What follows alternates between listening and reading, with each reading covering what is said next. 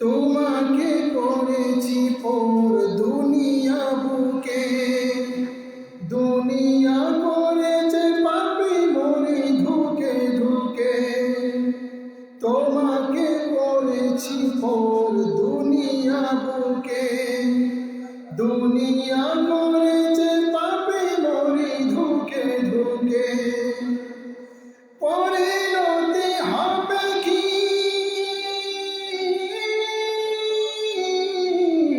চলে গেলে দম, মালাকুল মউত আমার আসবে যখন, তখন তোমার রহমের হাত বাড়িও, কালিমা নসিবে মোর দিও, কালিমা নসিবে মোর দিও, কালিমা নসিবে মোর দিও।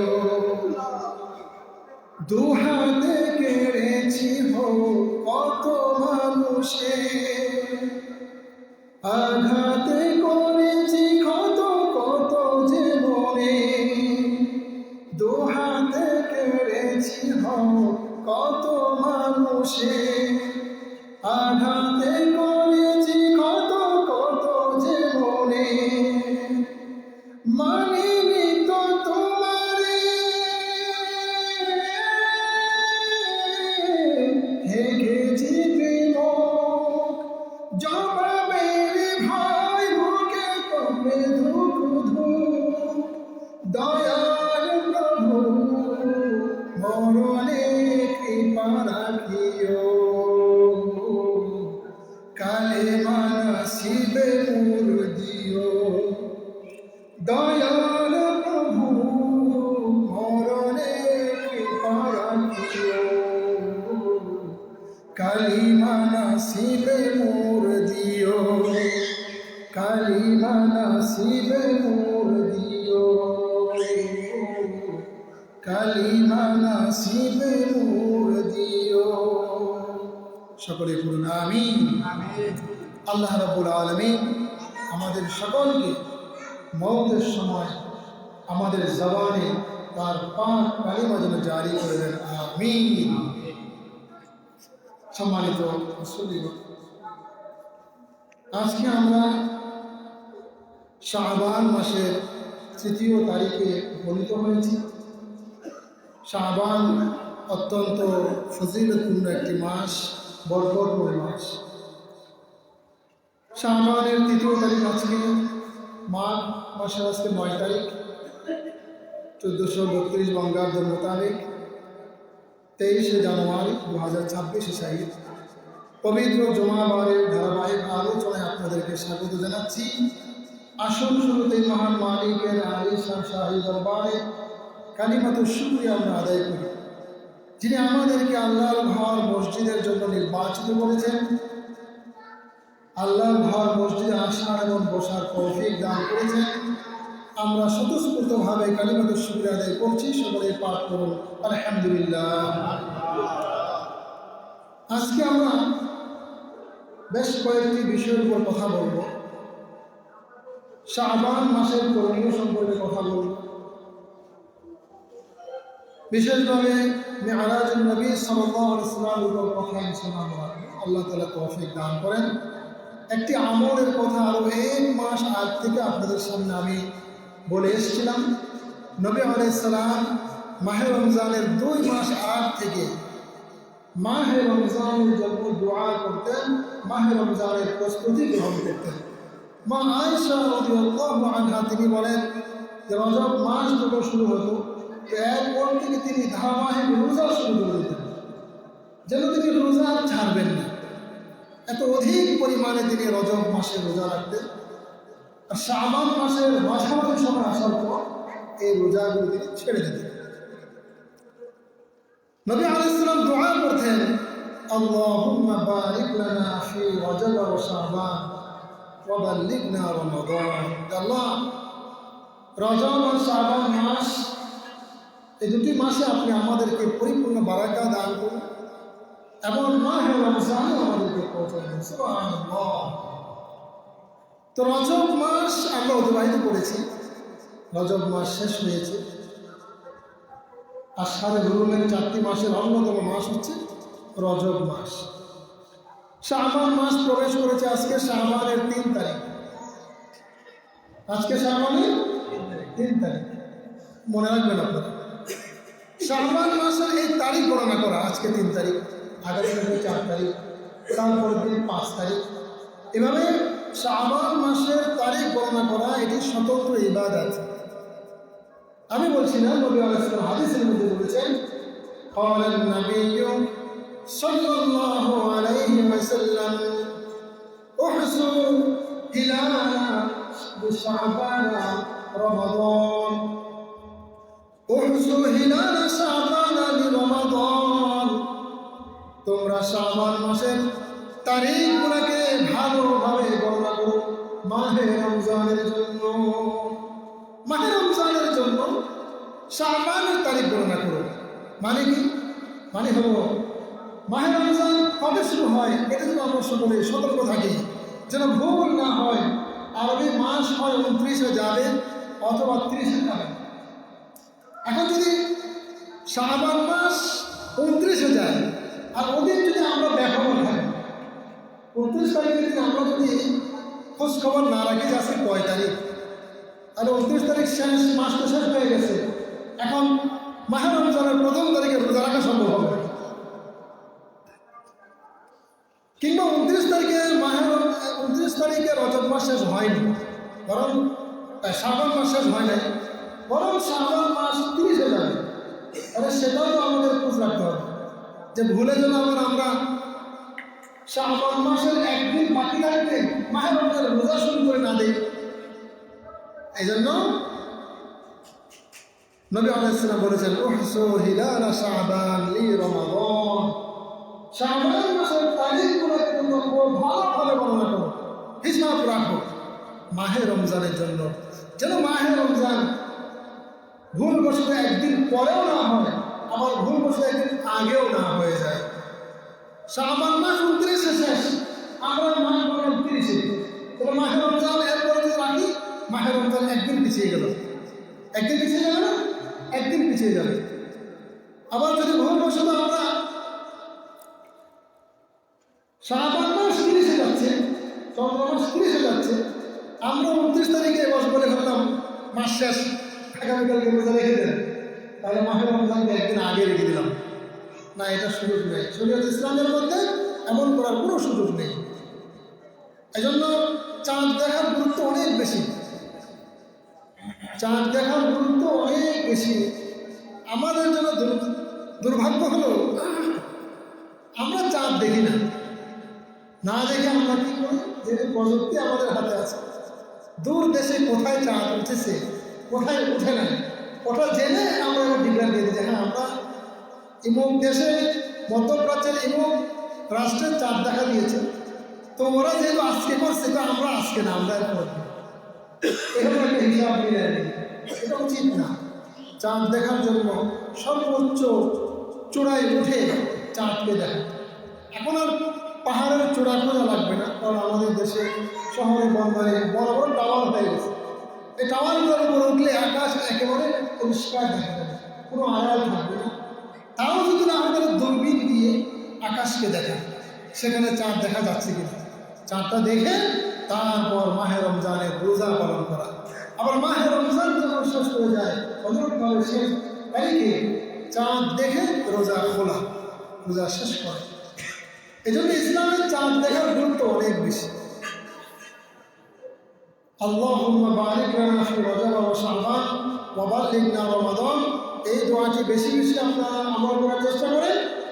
আর শাবান মাস যেহেতু শুরু হয়ে গেছে, শাবান মাসের তারিখগুলোকে খুব ভালোভাবে গণনা করেন, যেন শেষ তারিখে গিয়ে মাস কি 29 গেল নাকি মাস 30 গেল, এটা নিয়ে যেন আমাদের দ্বিধা দ্বন্দ্ব সংশয়ের মধ্যে পড়তে না হয়। আল্লাহ তাআলা আমাদের সকলকে তৌফিক দান করে। এই মাসে একটা রজনী আছে, লাইলাতুল নিসফি মিন শাবান সামনে আসতেছে। আজকে তো মাসের 3 তারিখ, 3 শাবান। আমরা এটা নিয়ে আগামী জুমায় কথা বলবো ইনশাআল্লাহ। যেটাকে আমরা সবে বরাত বলে আর কি, সবে বরাত। হাদিসের ভাষায় লাইলাতুল নিসফি মিন শাবান, অর্থাৎ শাবান মাসের মধ্য রজনী। তো মধ্য রজনী সেটা হলো 14 তারিখ দিবাগত রাত, অর্থাৎ 15 তারিখে যে রাত্রটা সেটা হলো শাবান মাসের মধ্য রজনী। এই রাতের অনেক ফজিলত রয়েছে এবং এই রাতের করণীয় পদ্ধতি নিয়ে আমরা কথা আগামী জুমায় ইনশাআল্লাহ বলবো। আল্লাহ তাআলা আমাদের তৌফিক দান করেন। আমি বোঝাতে চাচ্ছিলাম আপনাদেরকে শাবান মাসের গুরুত্ব, শাবান মাসের ফজিলত কম না বেশি বলেন? অনেক বেশি।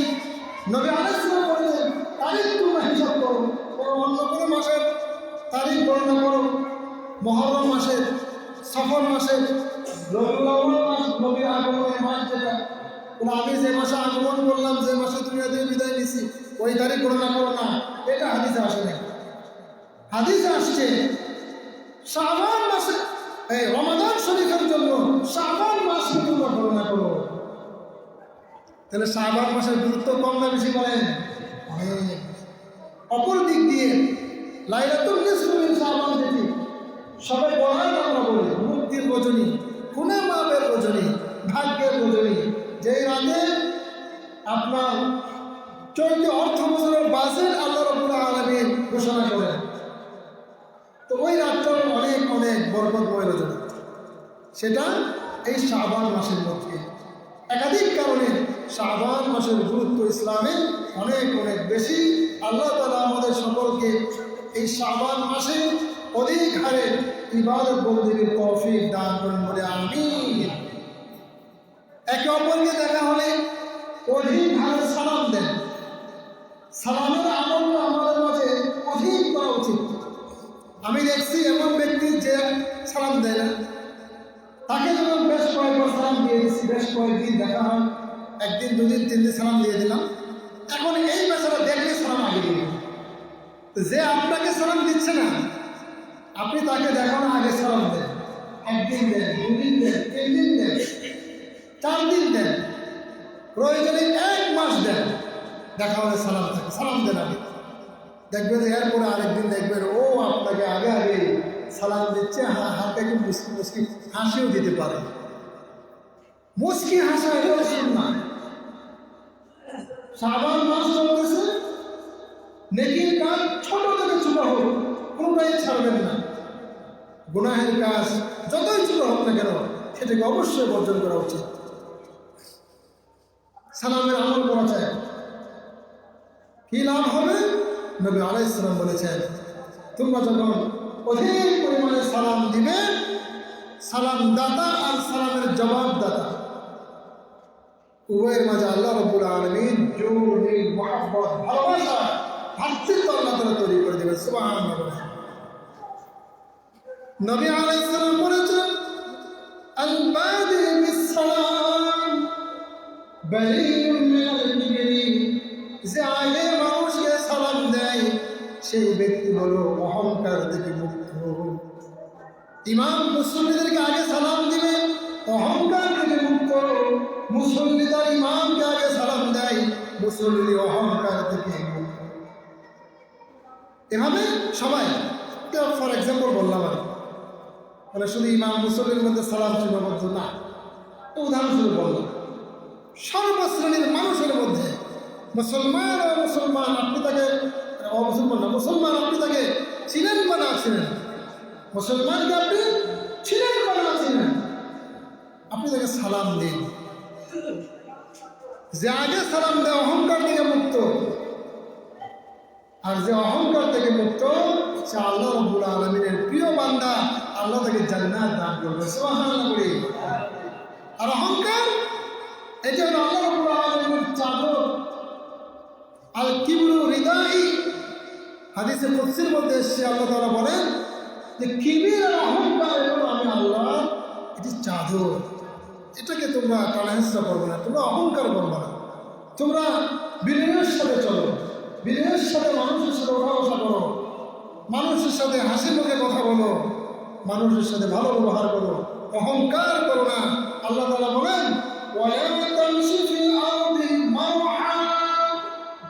অহংকার করে ধম্ম আর অহংকার করে জমিনে তোমরা বিচরণ করো না। ওয়ালা তামশু ফিল আরদি মারহা, জমিনে অহংকার করে চলো না। জমিন চাইলে তোমাকে গ্রাস করে নিতে পারে। কিয়ামতের নিকটবর্তী সময়ে জমিনের মধ্যে ভূমিধস হবে, মানুষ জমিনে এরকম গেঁথে যাবে, ভূমিধস হবে, তার সাথে মানুষ জমিনের মধ্যে দাফন হয়ে যাবে। তো আল্লাহ তাআলা বলেন লা তামশু ফিল আরদি মারহা, অহংকার করে জমিনে তোমরা চলো না। আল্লাহ অহংকারকারীদেরকে ভালোবাসেন না। আল্লাহ রাব্বুল আলামিন আমাদের সকলকে তৌফিক দান করেন, অধিক হারে সালামের আদান করেন। নবী আলাইহিস সালামকে আল্লাহ রাব্বুল আলামিন 5 ওয়াক্ত নামাজ উপহার দিয়েছেন। এই কথা আমরা গত জুমায় আপনাদের সামনে একেবারে শেষ প্রান্তে গিয়ে বলেছিলাম, মেরাজ শরীফের যে শিক্ষা, যে 5 ওয়াক্ত নামাজের কথা আল্লাহ তাআলা বলেছেন। 5 ওয়াক্ত নামাজ যদি বান্দা আদায় করে নেয়, আল্লাহ রাব্বুল আলামিন সওয়াব কিন্তু 5 ওয়াক্তের না, বরং 50 ওয়াক্ত সালাত আদায় করলে যে সওয়াব, ঠিক সেই সওয়াব আল্লাহ তাআলা দান করবেন। সুবহানাল্লাহ। তো মেরাজ শরীফের যে হিস্টোরিটা আমি বলেছিলাম গত জুমায়, প্রায় 46টিরও অধিক হাদিস দ্বারা প্রমাণিত। এজন্য এটাকে বিশ্বাস করা হলো ঈমান। তো কোরআনে হাকিমের মধ্যে মেরাজ শরীফের যে ঘটনা 2টি সূরার মধ্যে বর্ণিত হয়েছে, তার মধ্যে একটি হলো সূরাত বনী ইসরাঈল। এখানে মেরাজ শরীফের যে অংশটার নাম ইসরা, সেটার কথা উল্লেখ আছে। আর যে মেরাজ শরীফের যে অংশটাকে আমরা মেরাজ শরীফ বলছি, সেটার কথাগুলো ওই 46টি বা তারও অধিক পরিমাণে যে হাদিস বর্ণিত হয়েছে, সে হাদিসের মধ্যে উল্লেখ আছে। মসজিদে হারাম যেটা বাইতুল্লাহ শরীফ, মসজিদে হারাম যেখানে আপনারা হজ করেছেন, ওমরা করেন, হজ করেন, এই মসজিদে হারাম, ওখান থেকে নিয়ে মসজিদে আকসা যেটা ফিলিস্তিনে অবস্থিত, মজলুম আল্লাহর এই ঘর, মজলুম আল্লাহর ঘর মসজিদে আকসা।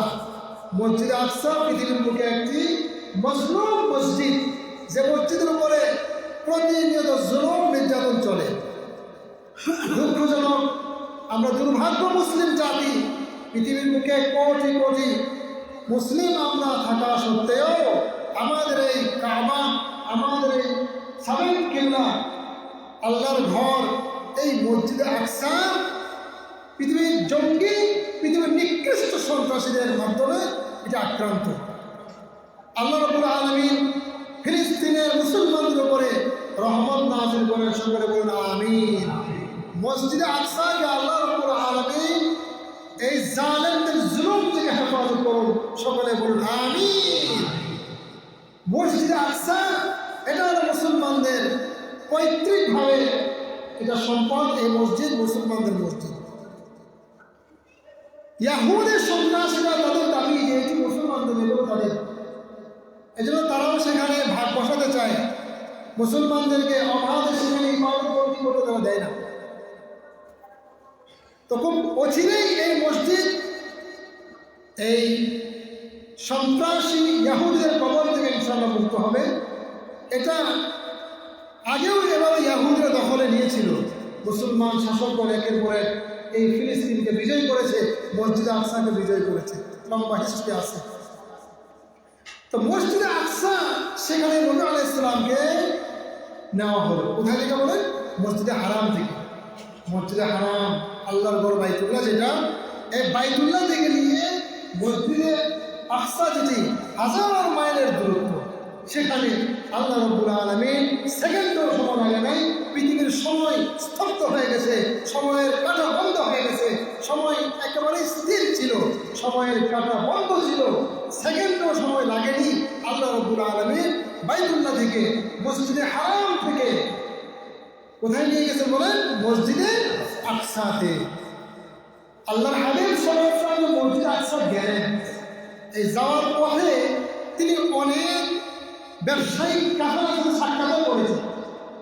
তারা বলছে যে আপনি এই রাত্রে বেলায় কোথায় যাচ্ছেন? বলছে আমি মসজিদে আকসার দিকে যাচ্ছি। ব্যবসায়িক কাফেলার সাথে একাধিক কাফেরের সাথে নবী আলাইহিস সালামের কি হয়? সাক্ষাৎ হয়। মসজিদে আকসা যাওয়ার পথে আল্লাহ রাব্বুল আলামিন অসংখ্য বরকতময় জায়গা, নিদর্শন আল্লাহ তাআলা সেখানে দেখিয়েছেন।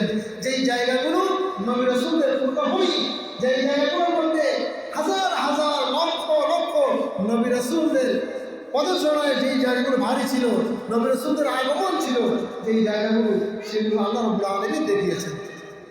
এই কথাটা সূরা বনী ইসরাঈলের শুরুর দিকে আল্লাহ তাআলা বলছেন, সুবহানাল্লাযী আসরা বিআবদিহি লাইলাম মিনাল মাসজিদিল হারাম ইলাল মাসজিদিল আকসা। পবিত্র সে মহান সত্তা যিনি তার বান্দা মুহাম্মদ সাল্লাল্লাহু আলাইহি সাল্লামকে রাতের কাছে মসজিদে হারাম থেকে মসজিদে আকসা পর্যন্ত সফর করিয়েছে। স্পষ্ট কোরআনে এটি উল্লেখ আছে। এখন এটাকে অস্বীকার যদি কেউ করে, তাহলে আর মুসলমান থাকবে না, মুমিন থাকবে না, সে কাফের হয়ে যাবে। মেরাজ শরীফের পূর্ণ ঘটনাটাকে একসাথে মেরাজ করা হয়। ভাগ করলে এই পর্যন্ত যে অংশটা বললাম, মসজিদে হারাম থেকে মসজিদ আকসা পর্যন্ত সফর, এটার নাম হলো কোরআনের ভাষায় ইসরা। অর্থাৎ মেরাজ শরীফের ভিতরে ইসরা আছে, কিন্তু ইসরার ভিতরে মেরাজ নেই। অর্থাৎ মেরাজ হচ্ছে পূর্ণাঙ্গ ঘটনাটা, মসজিদে হারাম থেকে নিয়ে একেবারে সপ্ত আসমান, জান্নাত, জাহান্নাম, এই সব কিছু দেখে পুনরায় মসজিদে হারামে আসা, এই ফুল ঘটনাটা হলো মেরাজ।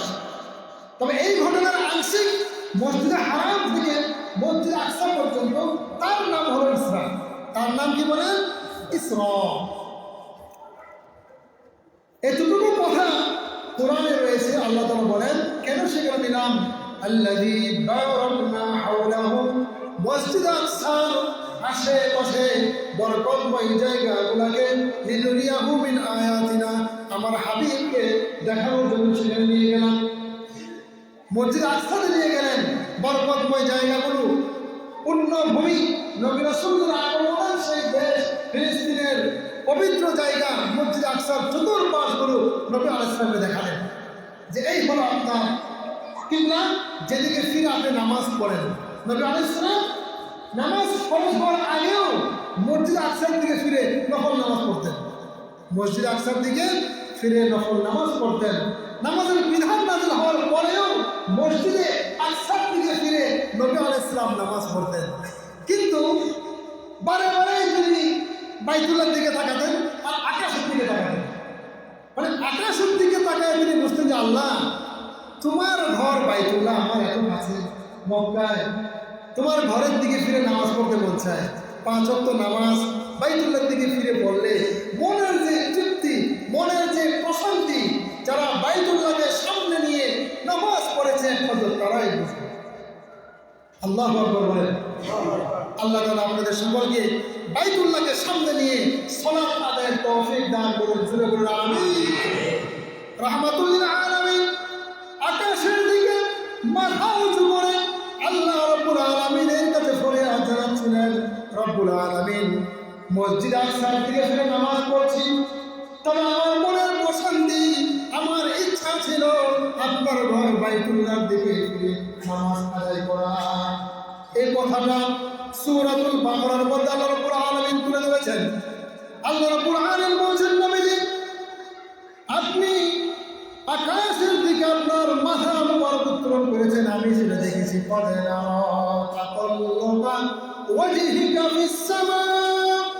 আপনি যে আকাশের দিকে মাথা উঁচু করেছেন, ওগো আমার হাবিব, আমি অবগত আছি, আমি দেখছি। শোনেন, আপনি তো বাইতুল্লাহর দিকে ফিরে নামাজ পড়তে চাচ্ছেন, আমি আল্লাহ জানি। আমার আপনার মনের মধ্যে যে কথাটা আছে, পৃথিবীর কোনো মানুষ না জানলেও একজন জানেন, তিনি কে? জুড়ে বলে এই কথাটা কোরআনে আল্লাহ বলেছেন, ইন্নাহু ইয়ালামুল জাহরা ওয়া মা ইয়াখফা।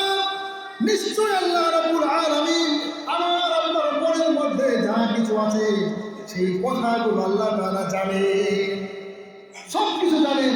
আমি যেটা প্রকাশ্যে বলেছি সেটা তো আল্লাহ তাআলা জানেন, আর যেটা আমার মনে লুকায়িত আছে আমি আপনাকে বলি নাই, আপনি আপনার কাউকে বলেননি, আপনার মনের মধ্যে একটা কথা ভুল খাচ্ছে, সেই কথাটাও কে জানে বলেন? আল্লাহ জানে। ইন্নাহু ইয়ালামুল জাহরা ওয়া মা ইয়াখফা। তুমি যা প্রকাশ্যে বলেছ সেটাও আল্লাহ জানেন, আর যা বলনি মনে মনে বিড়বিড় করতেছো ওটাও আল্লাহ তাআলা জানেন। সুবহানাল্লাহ। পালানোর কোনো সুযোগ নেই। তো আল্লাহ তাআলা বলছেন নবীজি আমি জানি, তো ঠিক আছে আপনি যা চান আমি আল্লাহ তাই চাই। সুবহানাল্লাহ বলেন। আল্লাহ রাব্বুল আলামিন বলছেন ফাওয়াল্লি ওয়াজহাকা শাতরাল মসজিদিল হারাম। ঠিক আছে আজকে থেকে আপনার নামাজ মসজিদে আকসার দিকে ফিরে নয়, আপনি আজকে থেকে এখন থেকে মসজিদে হারামের দিকে ফিরে সালাত আদায় করে। কিবলা পরিবর্তন হয়ে গেল। কিবলা পরিবর্তনের এই বিধান যখন নাযিল হয়, মদিনার খুব নিকটেই একটা মসজিদ আছে, এই মসজিদের নাম হলো মসজিদুল যুলকিবলাতাইন, দুই কিবলার মসজিদ বলে। সাহাবা ইকরামের একটা জামাত সেখানে জোহর কিংবা আসরের নামাজ পড়তেছিলেন। এখন কিবলাতে পরিবর্তন হয়ে গেছে। মসজিদে কিবলাতাইন মসজিদের নববী থেকে প্রায় 5 কিলোমিটারের মতো দূরত্ব হবে, প্রায় এরকম কাছাকাছি, বেশি দূরে না। আমাদেরকে আল্লাহ তাআলা তৌফিক দিয়েছেন সেই মসজিদে যাওয়ার, 2 রাকাত নামাজও সেখানে আল্লাহ তাআলা পড়ার খুশনসিব দান করেছেন আলহামদুলিল্লাহ। আপনারাও যারা গিয়েছেন দেখেছেন। বাকিদের জন্য দোয়া করে আল্লাহ তাআলা যেন আপনাদেরকেও অতি সত্তর অতি দ্রুত নবী আলাইহিস সালামের রওজে আকদাস বাইতুল্লাহ সহ পূর্ণ এবং বরকতময় জায়গাগুলো জিয়ারতের তৌফিক আল্লাহ তাআলা দান করুন, বলুন আমিন। তো মসজিদের কিবলাতাইনে ওনারা নামাজ পড়তেছে, 2 রাকাত নামাজ পড়ে ফেলেছে মসজিদে। এক সাহাবী সেখানে গিয়ে বলছে ভাই আরে আপনারা মসজিদে আকসার দিকে ফিরে নামাজ পড়তেছেন, আমি নবী আলাইহিস সালামের সাথে মসজিদে হারামের দিকে ফিরে নামাজ পড়ে আসছি। এবং তিনি আয়াত পড়লেন, আয়াতটা কি? ফাওয়াল্লি ওয়াজহাকা শাতরাল মসজিদিল হারাম। এই আয়াত পাঠ করে শুনলেন। তো ওরা নামাজের মধ্যে ছিলেন, এই সাহাবী সেখানে দাঁড়িয়ে আয়াত পাঠ করতেছে, তাদের বুঝতে অসুবিধা হয় নাই। তারা যেহেতু আরবি জানতেন যে এই আয়াতের মধ্যে কিবলা পরিবর্তনের বিধান রয়েছে, যে মসজিদে আকসার দিকে নয়, এখন থেকে মসজিদে হারামের দিকে ফিরে নামাজ। ওরা নামাজের মধ্যে একদিকে ফিরে মনে করেন যে ওদিকে ফিরে নামাজ পড়তেছে, বাস এদিকে ঘুরে গেছে, ইমাম সাহেব এদিকে চলে আসছে।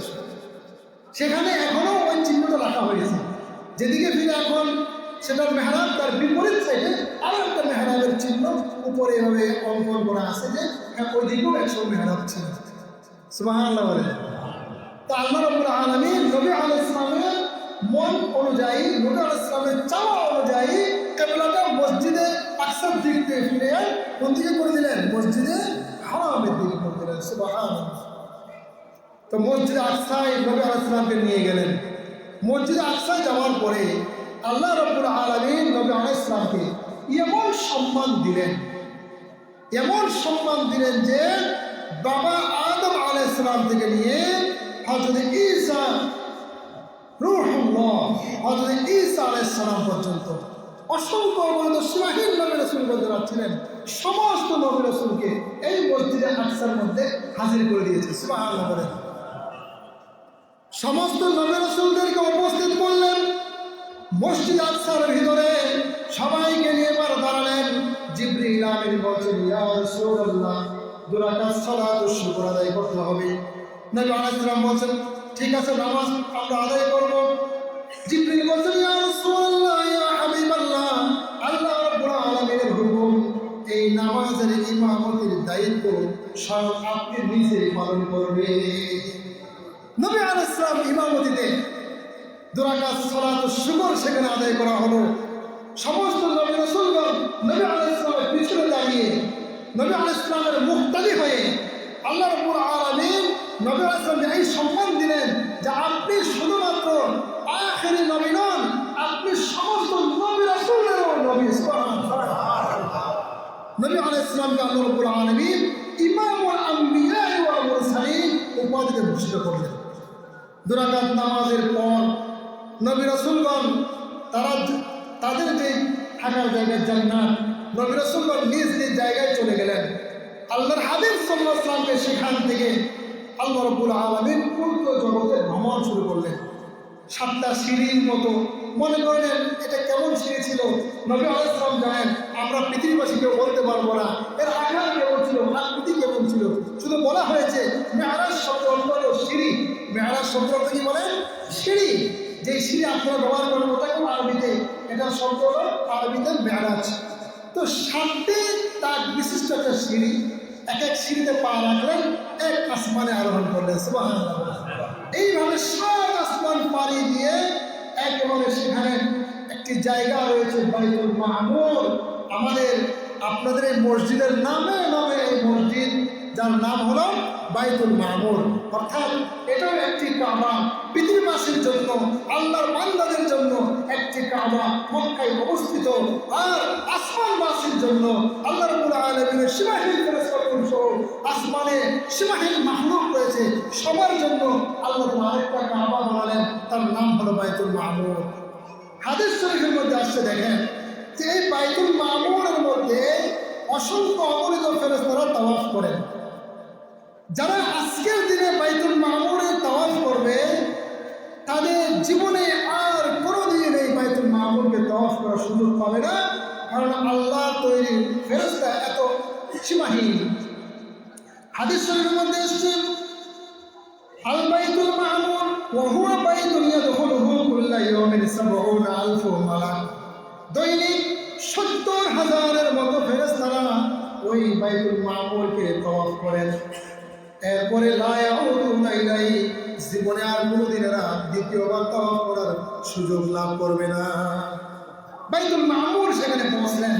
এবারে আরো একেবারে সিদরাতুল মুনতাহা, এভাবে আরো একেবারে আল্লাহ রাব্বুল আলামিনের সাক্ষাৎ। তো মেরাজ শরীফের বিস্তারিত ঘটনা ইনশাআল্লাহ আপনাদের সামনে বলবো। আজকের মতো আমরা এটুকু জানলাম, বাইতুল্লাহ থেকে নিয়ে মসজিদে আকসা পর্যন্ত ভ্রমণ, তার নাম ইসরা। মসজিদে আকসা থেকে নিয়ে উর্দু জগতের যে ভ্রমণ, তার নাম মেরাজ। মেরাজের বাকি বিস্তীর্ণ ঘটনা ইনশাআল্লাহ আপনাদের সামনে ধারাবাহিকভাবে বলার চেষ্টা করব। আল্লাহ তাআলা আমাদের সকলকে তৌফিক দান করুন। সকলে বলে আমিন। আমরা দাঁড়িয়ে কাতার সোজা করে নিই। কবরের জুমা 4 রাকাত সুন্নাহ আমরা সকলে আদায় করি। নিজ নিজ দায়িত্বে সামনের কাতারগুলো আপনারা আগে পড়াবেন।